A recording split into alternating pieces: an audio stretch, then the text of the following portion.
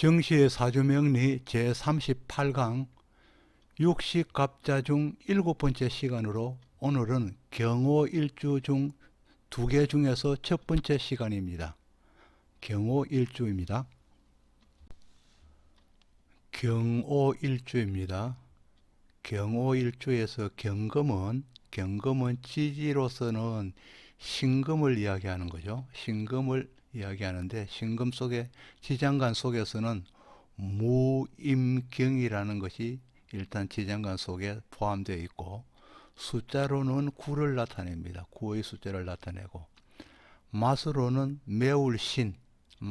매울신이죠. 신자를 나타내고 그리고 체로서는 피부입니다. 사람의 피부에 해당하는 것이 경금이고 그리고 관으로서는 코를 나타냅니다.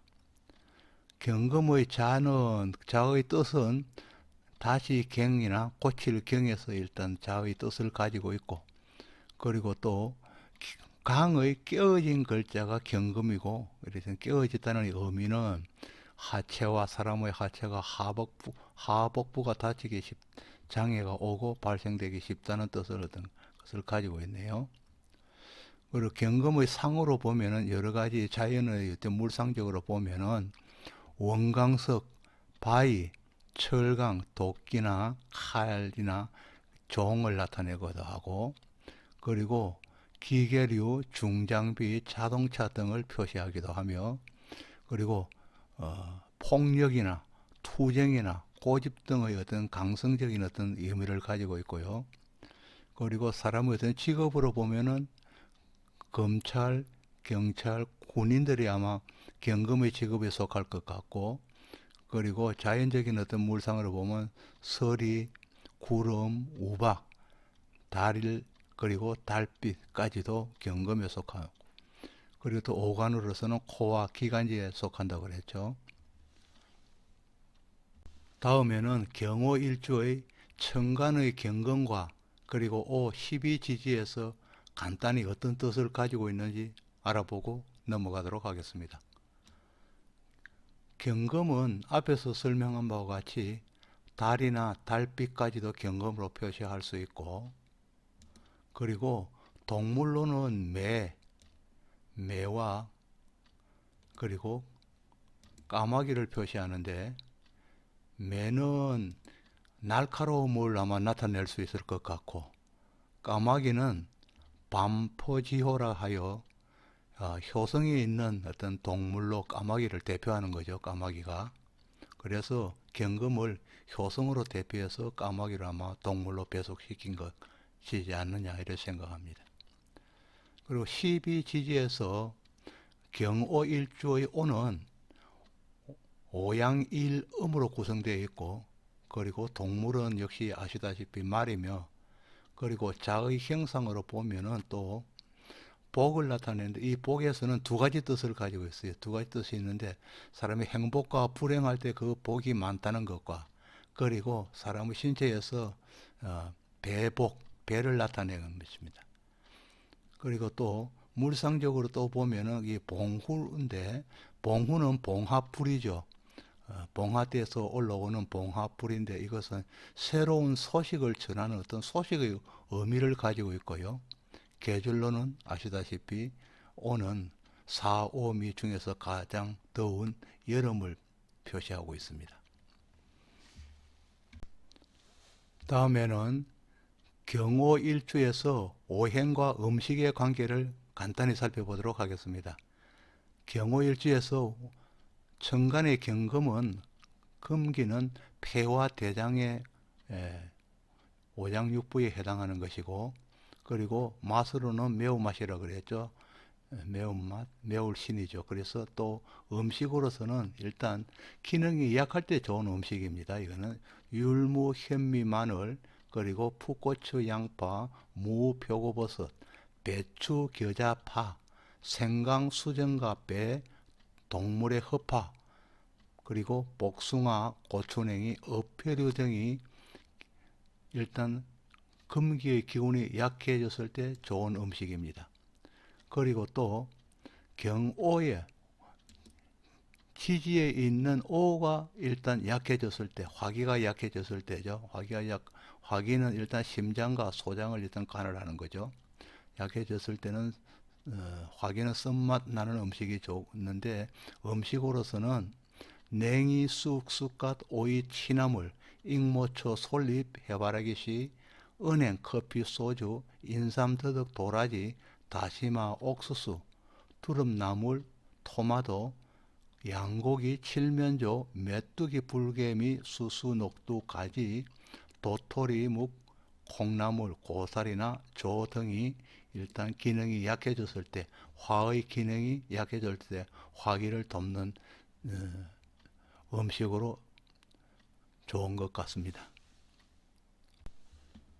다음에는 경금이 여러 가지 천간을 만났을 때의 희기에 대해서 알아보도록 하겠습니다. 경금이 간목을 만났을 때는 간목은 재성에 해당합니다. 재성은 아버지와 자기의 처와 그리고 재물 즉 돈을 이야기하겠죠. 경금이 그러니까 간목을 만났을 때를 흠목위재라 합니다. 흠목위재에서 헌자는 기쁠 헌자입니다. 간목이 재성을 만나서 기쁘다는 뜻인데 좋은 제목의 상으로 크게 축제할 가능성이 있다는 뜻을 가지고 있습니다.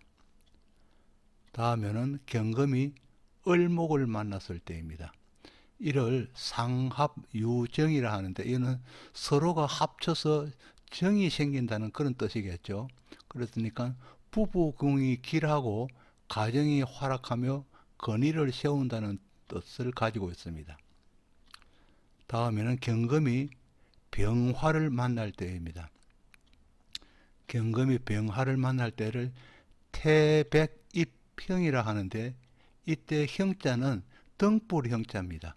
그러니까 직장 근무로서 부적합하고 재능을 발휘하기 어렵다는 뜻을 가지고 있습니다.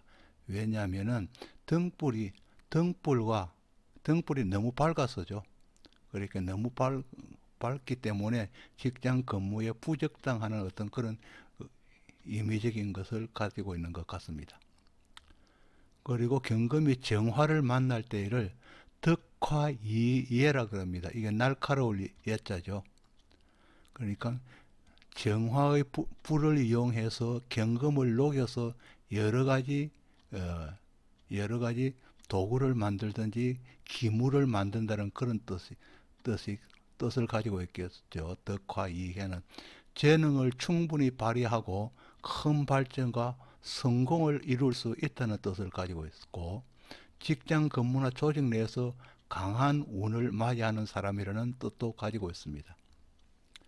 다음은 경금이 무토를 만날 때입니다. 이를 토중금매라 합니다. 토중금매는 토가 많으면 중하다. 이거는 다자입니다. 다자와 같은 뜻을 가지고 있고 토가 많으면 중하면 금이 묻힌다는 뜻이죠. 매금한 묻힌다는 뜻입니다. 이는 주변 원조를 기대하기 어렵고 태만해질 우려가 있다는 뜻을 가지고 있습니다. 토중금매나 토다금매는 또 같은 뜻입니다.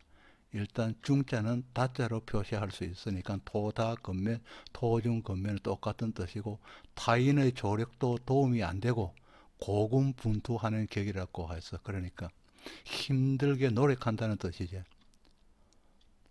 다음에는 경금이 기토를 만날 때입니다. 경금이 기토를 만날 때는 금실무성이라 하였습니다. 이때는 성자는 일단 명성을 뜻하는 거죠. 재능만큼 주변의 인정이 따르지 않고 졸렬하게 집시되는 것은 금이 많다는 뜻이죠. 금이 많을 때는 이름을 얻기가 힘들다는 뜻입니다. 또 경금이 자기와 똑같은 경금을 만날 경우에 그러니까 경금이 강한 경금인데 똑같은 경금을 만났으니까 양산 경금 두 개가 서로가 살기를 가졌다 이런 뜻으로 양금상살이라 하는데 일생 가운데서 한 번은 크게 다치는 일이 될 수 있다는 그런 뜻을 가지고 있네요. 또 경금이 신금을 만날 때를 철추세옥이랍니다. 이 철추는 새로 만든 망치겠죠. 망치로서 옥을 부순다는 뜻입니다. 셋째는 부순다는 뜻으로서 간혹 무서운 성격을 드러내면 큰 사고를 일으킨다는 뜻입니다. 또 경금이 임수를 만나는 경우를 덕수이청이라 하였습니다. 그러니까 경금에서 물을 맑게 한다는 것이죠. 긍정적인 뜻을 가지고 있어서 덕수이청은 선천적인 재능을 다 발휘하여 성공을 거둘 수 있다는 뜻을 가지고 있고, 다음에는 경금이 개수를 만나는 경우인데 이를 보도사로라고 하여서 일단 물에 의해서 개수의 물에 의해서 경금이 그렇게 칼이 녹선다는 그런 뜻이거든요. 물에 의해서 칼이 녹이 서는 격으로 참견이 많아서 실패하기 쉬운 유형이라는 그런 뜻을 가지고 있습니다. 보도사로 물이겠죠. 물로서 경금이 일단 녹이 선다는 그런 뜻을 가지고 있는데 참견이 많은 사람으로 실패하는 유형이라는 뜻을 가지고 있습니다. 경호일주는 천간의 경금인 원광석과 무쇠가 용광로 안에서 오화인 정화의 강력한 열에 의해 녹아서 이글거리는 용탕의 상태라고 했습니다. 그리하여 경금일주는 성질이 화끈하고 정열적이며 또 급하기도 하는 것으로 표현할 수 있네요.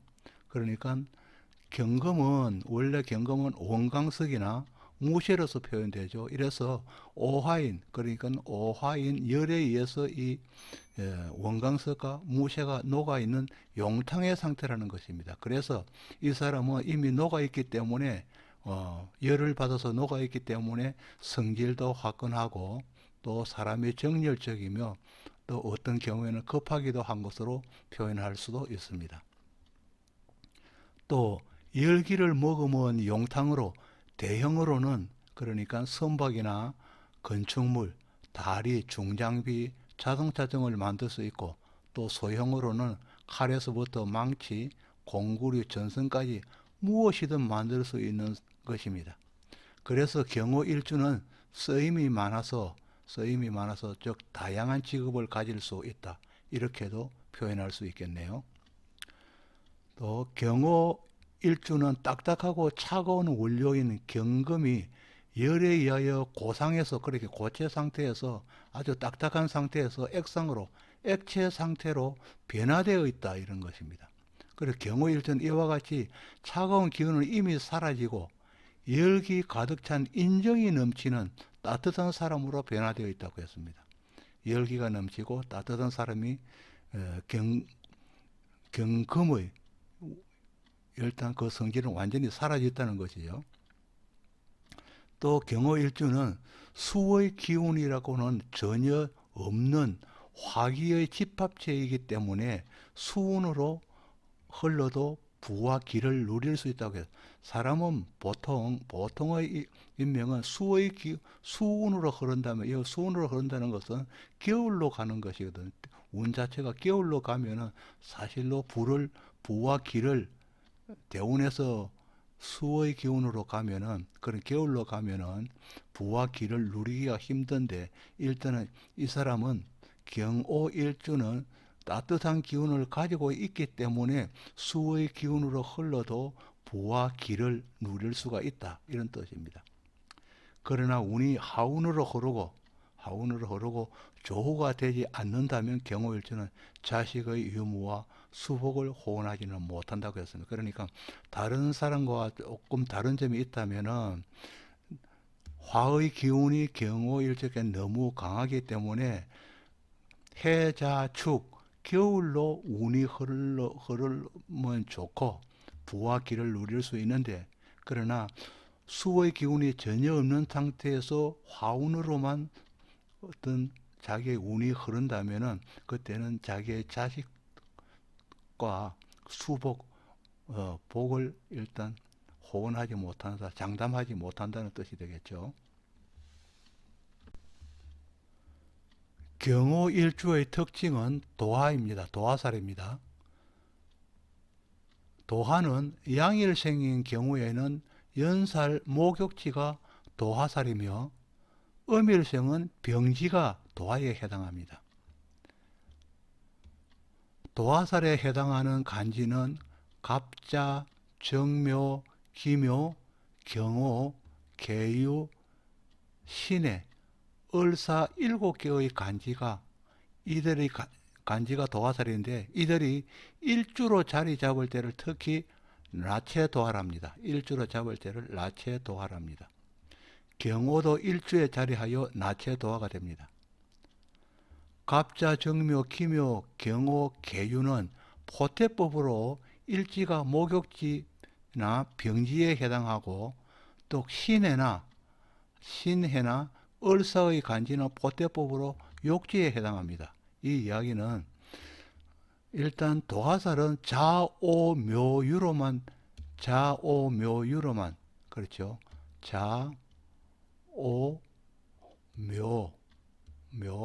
자오묘유로만 해당된 것이 일단 도화인데, 그러나 일단 포태법으로 이야기할 때는 인신사에 생지로 구성되어 있는 신의 일주와 간지와 그리고 을사 생지로 구성된 을사도 일단 포태법으로서는 도화 욕지에 해당하여 도화라고 이름을 붙인다는 것이죠. 특히 묘는 일출지상이며 묘는 해가 뜨는 것을 나타낸다는 것이죠. 그리고 유의 글자는 일몰지상, 해가 지는 것을 나타내는 것이라고 그러죠. 일몰지상으로 해약의 뜻이 강하여 그렇게 해가 뜨고 지는 것으로서 희미한 상태라는 뜻이죠. 해약의 뜻이 강하여 묘와 유의 자가 운에서 올 때는 색정이 일어나기 쉽다고 했습니다. 목욕 도화가 일주에 자리하는 것을 나체도화라 했지요.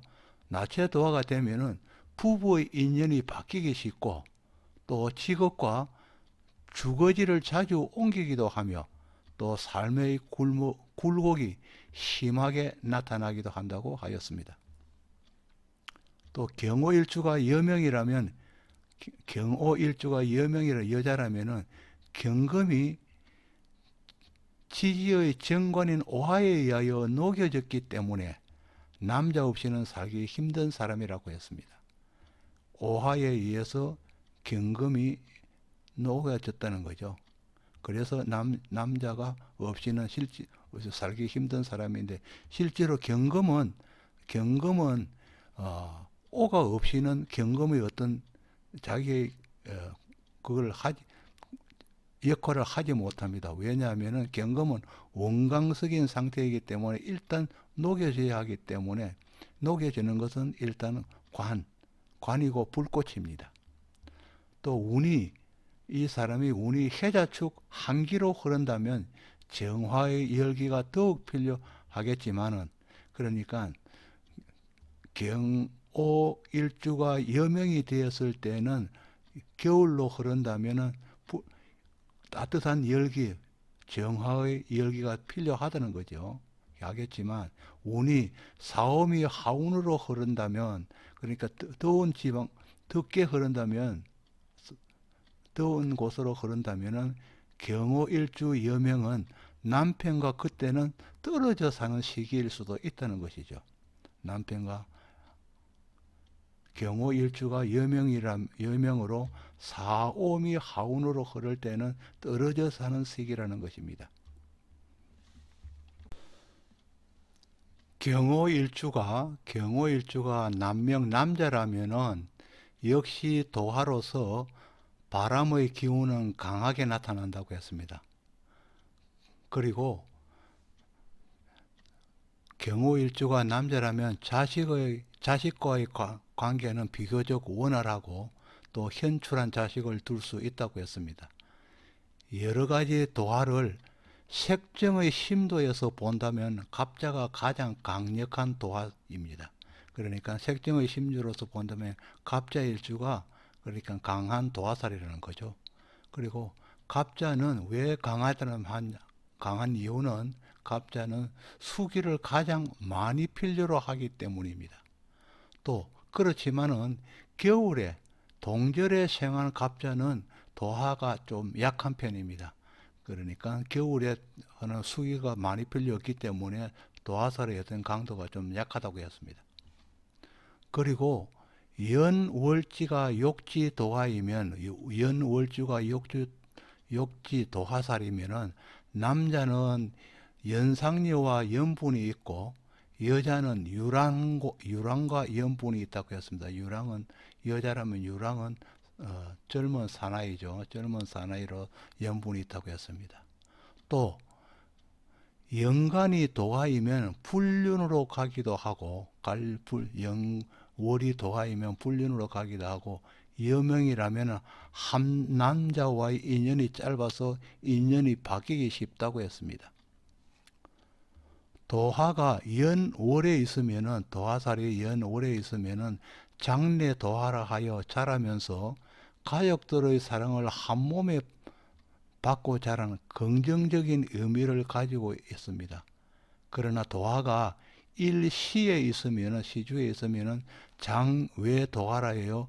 중년기 이후에 예부와 연분이 발생할 수 있는 부정적인 의미를 가지고 있습니다.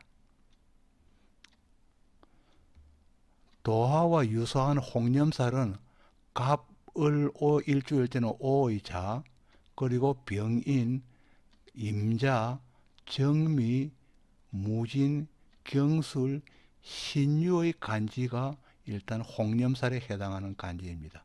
도화살과 비슷하기 때문에 일단 홍념살을 표시해 나왔습니다. 경호일주의 도화는 정관도화입니다. 그러니까 경에서 오는 정관이 되는 거죠. 그래서 정관도화입니다. 정관도화로서 직장 내에서 연분이 일어날 가능성이 많다고 했습니다. 또 그 정관도화이기 때문에 그 품위는 단정하고 마음은 다소 보수적인 사람이라고 했습니다. 경금일주에 사나 축의 글자가 와서 즉 탕의 운이 올 때와 그리고 역마의 운이 올 때는 도화살의 기운이 강화되어서 외향적인 욕구가 상승될 수 있다고 했습니다. 자오 묘유의 자가 재성으로 욕지 도화이면 재성으로서 욕지 도화이면 낭비가 심해지고 손재수도 따른다고 했습니다. 그리고 재성인 욕지가 형충이 되면은 여자로 인하여서 재물의 손실이 있다고 했습니다. 그러나 도화와 재성이 동조한다면은 복록을 의미하기도 하고 처로 인하여 큰 돈을 벌 수도 있다고 했습니다. 정관이나 인성이 도화와 동조하면은 좌절하게 생겨서 도화의 기운은 엷어질 수 있다고 했습니다. 또 식신과 도화가 동조하면 문학이나 예술, 예능 방면으로 재능이 한층 성화될 수 있다고 하였습니다. 그런데 칠살과 상관과 도화가 동조하게 되면은 색정의 유혹에 더욱 빠지기 쉽다고 하였습니다. 칠살과 상관이죠. 그래 편관과 상관입니다. 또 경호일주와 같이 관성이 욕지이면은 여명이라면 여자라면은 조언하게 되고 활발한 사회활동을 하게 되고 그렇지만은 부부간에는 외정으로 인하여 별거하거나 이별하기 쉽다고 하였습니다. 또 경호일주에서 남녀는 모두 사교적이고 수완가이며 직장에서도 평판이 좋다고 했습니다. 인성이 욕지이면은 모친의 인물이 좋고 엄마의 인물이 좋고 어머니의 인물이 좋고 외부 활동을 한다고 했습니다. 바깥에서 여러 가지 일을 한다고 하는 거죠. 또 명주가 학생이라면 성적의 편차가 심하다고 했습니다. 또 직장인이라면 한 곳에 만족하지 못하고 전직이 자주 일어난다고 했습니다.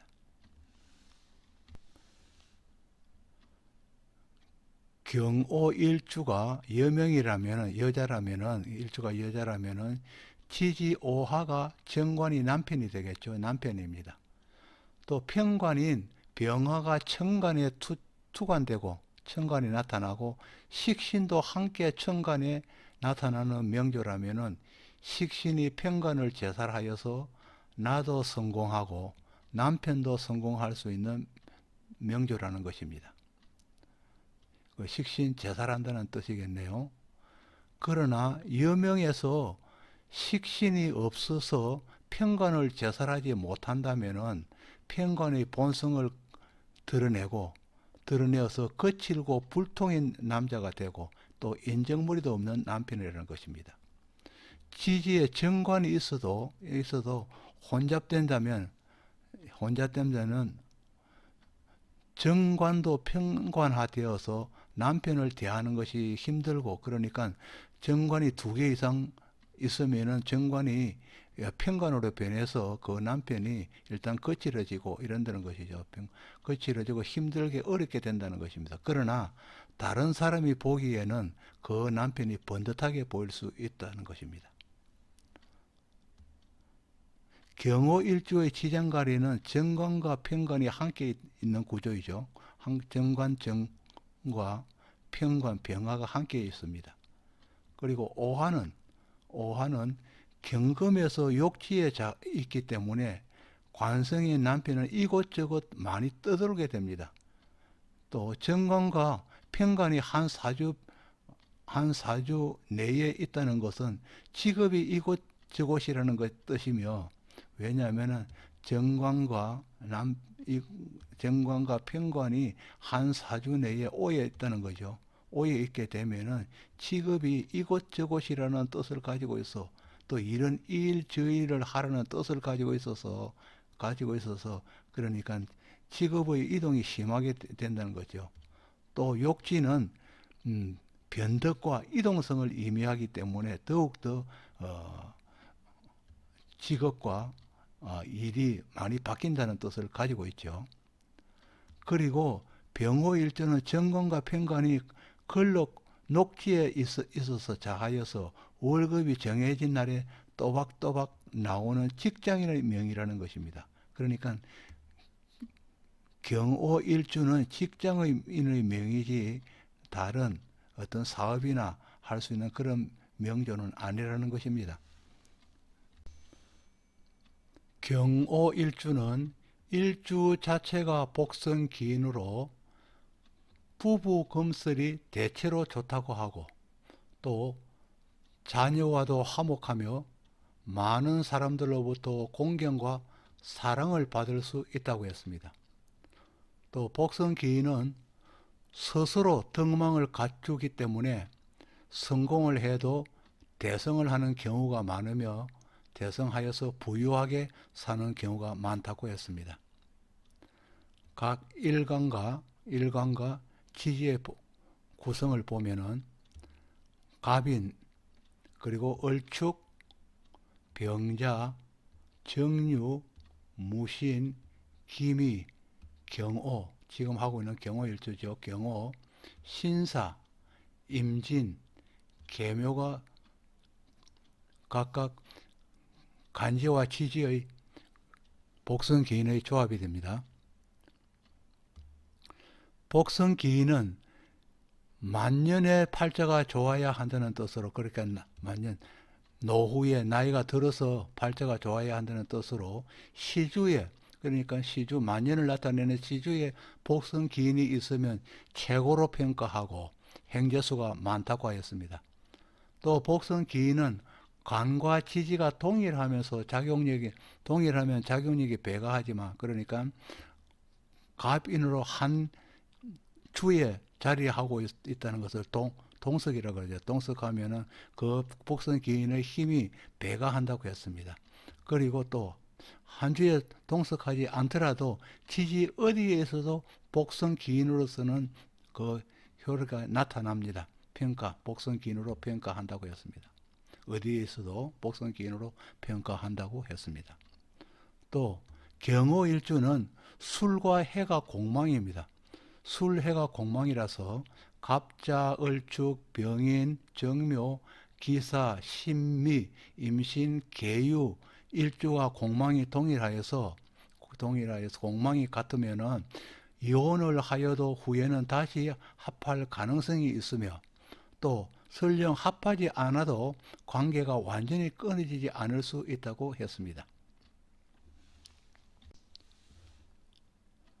경호일주가 사주 내에 식상인 수와 재성인 목이 대세를 이루고 있다면 이 사람은 사업을 하여 먹고 살아야 할 팔자입니다.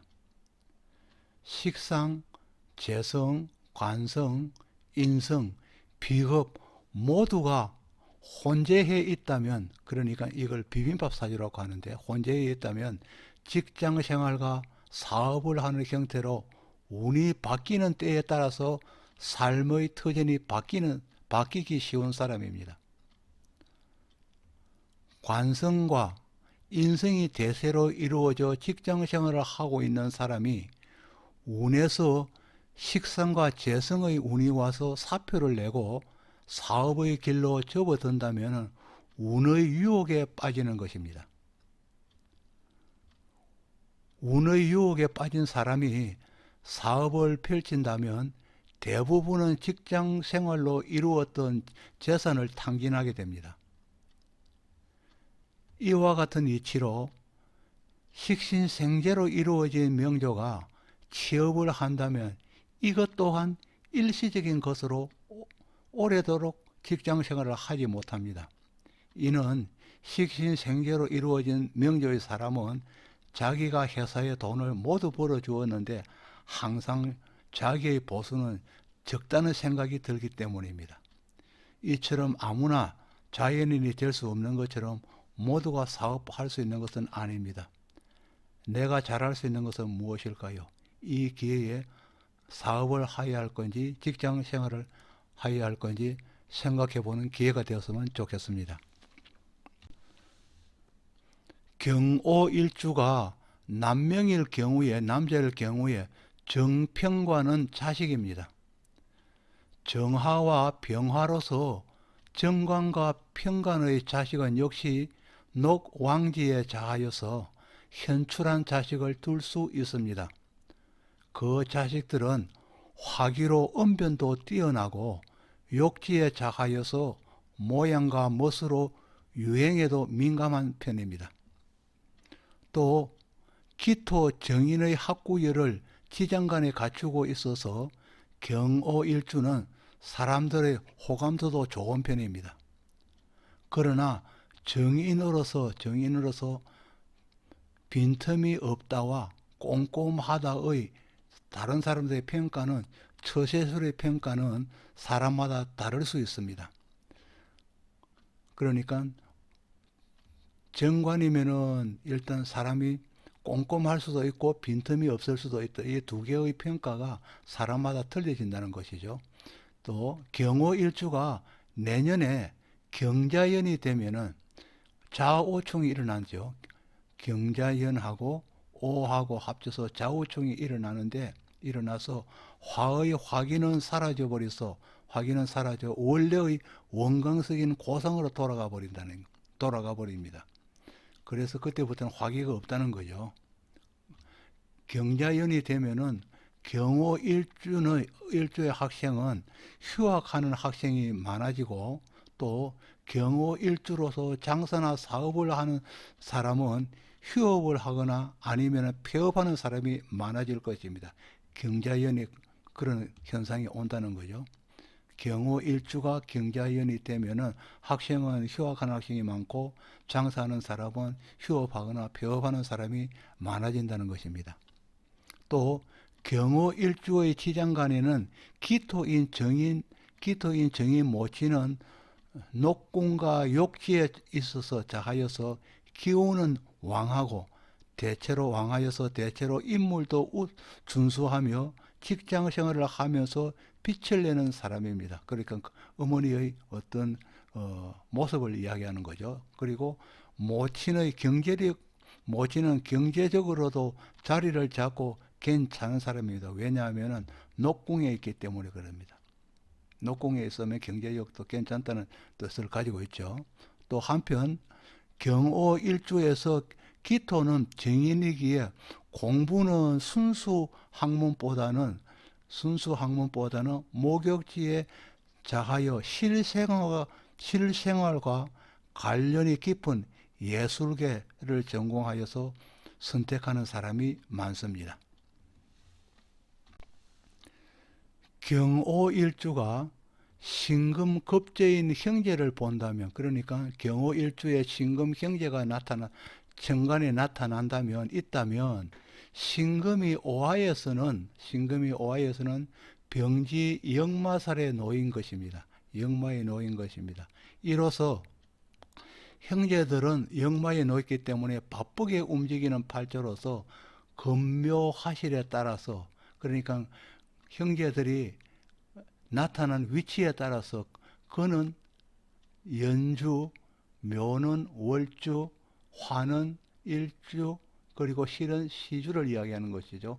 그러니까 건에 놓였다면은, 연주에 놓였다면 이미 형제가 떠난 지 오래됐다는 이야기가 되겠죠. 따라서 이미 멀리 떠나 있을 수 있다는 것입니다. 그리고 경금이나 신금이 함께 나타나는 경우라면은, 그러니까 경금과 신금이 정관에 함께 나타난다면은 철추세옥 또는 백호출력으로 명주가 닫힐 수 있습니다. 철저하고 세심한 주의를 요하는 명조입니다. 그러니까 경호일주에 경금과 신금이 다시 또 나타난다면 이것이 철추세옥과 백호출력으로서 경호일주가 닫힐 수 있다는 것이니 주의를 요한다는 것입니다. 또 경신금이 정화와 함께 한다면 정화의 위치에 따라서 그 효용의 뭐는 달라집니다. 즉 신경정의 배석이라면 정화를 이용해서 바로 옆에 경금을 녹여서 원광석을 녹여서, 그러니까 보석을 만든다는 그런 뜻이 있겠고, 보석을 만든다는 뜻이 있겠고, 그리고 경신정의 배석이라면 정화가 신금과 바로 옆에 있다면은, 정화의 강한 열기로 원광석을 녹인 것이 아니라 이미 만들어 놓은 보석을 녹인 것이 되어버립니다. 이는 형제로 인하여 만사가 뒤틀리는 경우이며 크나큰 손해를 볼 수 있다는 의미도 가지고 있습니다. 또 보석을 만들 수 있는 신경정의 배석에서는 일주이기에 지지와 천간의 두 개의 정화 조합으로 무엇을 하든지 진행 속도가 엄청 빠르게 나타납니다. 왜냐하면 이와 같은 경우에 어떤 노인 배석이라면은 정화가 경금을 녹여서, 다시 한번 이야기하면 정화가 경금을 녹여서 이 경금이 보석이 된다는 것이죠. 그러나 보석이 된다는 것인데, 이 정화 밑에는 다시 오화라는 것이 오화가 있죠. 오화가 있어 다 나타나죠. 오화가 있어서 정화가 두 개가 됨으로 해서, 그러니까 경금을 빨리 녹여 속도가 빠르니까 모든 일의 처리 속도가 빨라진다는 것입니다. 진행 속도, 진행 과정이 엄청 빠르게 된다는 것입니다. 경오일주가 여명으로 여자라면은 임수식신은 자식으로 태지에 놓인 자식이며, 그러니까 자식이 태지에 놓인 거죠. 또 계수상관의 자식은 절지에 놓인 자식이 됩니다. 자식이 절태지에 놓인 것은 자식 보기가 힘든 것이며, 절태지에 놓이기, 절과 태지이기 때문에 힘든 것이며, 즉 유산이나 낙태의 의미를 가지고 있으며 또 불임의 의미도 가지고 있습니다. 왜기 때문에 오에서 임수와 계수는 오에서 절대지이기 때문에 자식 가지기가 힘든다는 것이죠. 이와 같이 인계수가 오를 만나서 그 열기 때문에 자식을 가지기 힘든 것이라면 반대로 잉태의 신인 자수를 만난다면, 이 이야기는 자수를 만난다면 운이 해자 축으로 흘러서 자수를 만난다면 뜻이죠. 자식을 둘 수 있다는 것입니다. 그리고 운의 흐름에 따라서 자식을 가질 수 있고 없다는 뜻입니다. 이와 같이 경오일주는 근본적으로 자식이 귀한 일주이지만은 대운이나 세운이 해자축으로 흘러야 자식을 기대할 수 있을 것입니다. 그러나 만일에 해자축으로 대운이 흐르지 않는다면은 경오일주는 근본적으로 자식을 가지기 힘든다. 왜냐하면 오화의 강한 열기 때문에 그러는 거죠. 그리고 경오일주가 어렵게 자식을 가졌다면은 부모로부터 빨리 독립시키는 것이 좋다는 것입니다. 경오일주가 남자일 경우에 인계수 식신이 태지로 들어와 있기 때문에, 즉 남자의 식신은 장모에 해당하죠. 그렇게 장모와의 인연이 좋은 인연은 아니라는 것입니다. 왜냐하면 절태지이기 때문에 좋은 인연은 아니라는 것이죠. 이때는 장모가 일찍 돌아가셨거나 또 계신다면 있다면 멀리 계시거나 아니면은 혼인 시에 불미스러운 문제로 인하여 장모와 인연이 먼 사람일 것이라는 것입니다.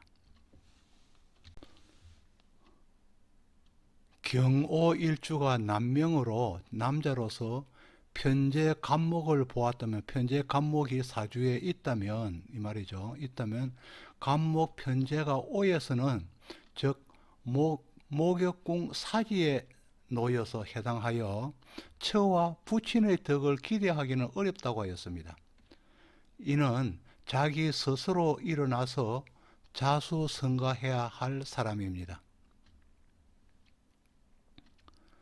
욕궁 사지에 놓인 처는 대개는 사치스러운 여자로서 명품을 좋아하는 사람일 수도 있으며 또 부친은 한량의 기질이 있는 사람일 수도 있습니다. 목욕인 간지의 조합은 갑자, 을사, 경호, 신해의 간지의 조합입니다. 욕지는 기본적으로 자기를 예쁘게 드러내려는 마음입니다. 또 목욕은 무슨 일이든 습관적인 반복성을 의미하기도 합니다. 목욕이 있는 사람은 그러니까 습관적으로 어떤 일이든지 반복해서 하는 그런 뜻도 가지고 있는 거죠. 그런 직업을 또 택하기도 하고요. 또 부정적으로는 자기의 치부를 드러내어서 구설수나 색정 등으로 인하여 풍파를 겪을 수 있습니다. 그렇게 목욕이 있는 사람, 사주의 목욕에 해당하는 사람이죠. 그런 사람은 오늘날의 미투 운동에 해당해서 자기의 풍파를 겪을 수 있다는 것입니다. 그리고 일반적으로는 욕지가 월에 있으면 부부의 해로에 어려움이 있고, 또 일지에 있으면 직주의 이동이 심하고 직업과 주거지의 이동이 심하고, 즉 일지에 있으면 그렇죠. 또 시지에 있으면은 마지막 시에 있으면은 고독함을 의미하지만 사주 어디에서도, 그러니까 연, 월, 일시 어디에서도 욕지의 기운은 살아있다는 것이죠. 그래서 천간, 갑과 을과 경신에 따라서 자사오혀의 운에서는 미투 운동처럼 불미스러운 어떤 피해는 있을 수 있다는 것입니다. 경오일주가 정제인 을목을 보았다면, 그렇게 을목이 사주에 있다면 을목이 오에서는 장생지에 있기 때문에 장생지를 놓아서 사지에 놓인 경우와는 앞에 사지에 놓인 경우와는 반대로 부친에게 물려받을 유산이 있고 또 덕이 있는 처와 이에 더하여서 자기가 하는 일에도 승승장구하여 편안한 삶을 살 수 있는 사람이 됩니다. 이는 모두 묘, 진, 해, 축, 월에 생하여서 나서 조후가 이루어진 경우에만 가능한 일입니다. 그러니까 묘월, 진월, 축월에 난 사람만이 위에 을목이 있더라도 편안한 삶을 살 수 있다는 이야기가 되겠죠. 그래서 조후가 이루어지지 않는다면 장생지에 난 을목도 오화를 바탕으로 하기 때문에 수복을 단언하기는 어려운 상태라는 것입니다. 장생지에 있는 을목의 처가 건을 두고 신유술월에 났다면 아름다운 꽃으로 경건과 경을 합하여 완전한 금으로 화하기 때문에 한 몸이 된 것입니다. 경을 합했다는 거죠. 그러나 은간이 장생지에 예를 들어서 신해 같은 경우입니다. 은간이 장생지에 난 사람이라면은 학문이나 철학이나 사학이나 예술, 창조, 아이디어의 정신적인 쪽으로 진로를 택해야 사회적으로 성취도가 높아서 출세할 수 있습니다. 또 경금일주는 을목을 보아서 장생지에 놓였고 편안한 삶을 누릴 수는 있지만 기본적으로 경호일주는 정관을 놓았기 때문에 사업은 불가한 사람입니다.